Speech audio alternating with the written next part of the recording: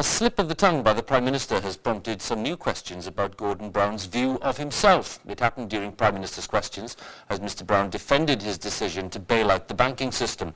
As Nick Robinson reports, the slip has encouraged comparisons with some of the more eccentric statements made by previous occupants of number 10.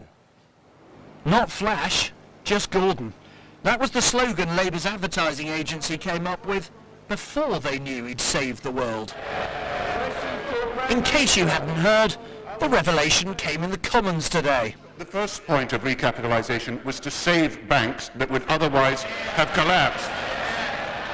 And we not only saved the world, saved the banks, saved the banks and led the way. The Tories could scarcely believe their luck. They've grown heartily sick of being told that plain old Mr Brown has transformed himself into Superman.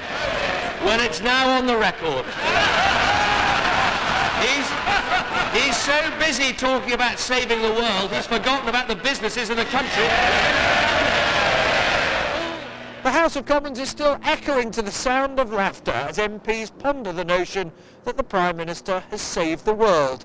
It's not the first time that inadvertently a Prime Minister has seemed to sum themselves up in an accidental soundbite. Margaret Thatcher was accused of behaving as if she was the Queen when she used the royal we. We have become a grandmother of a grandson called Michael. And then there was this from the man who simply couldn't help himself. A day like today, I mean, it's not a day for sort of sound bites, really. We can leave those at home, but I feel the hand of history on our shoulder. A collector of political gaffes thinks they tell us quite a lot.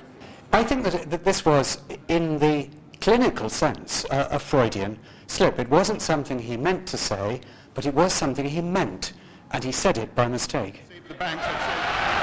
So Gordon Brown may yet have the last laugh, but today it was the turn of his opponents. Nick Robinson, BBC News, Westminster.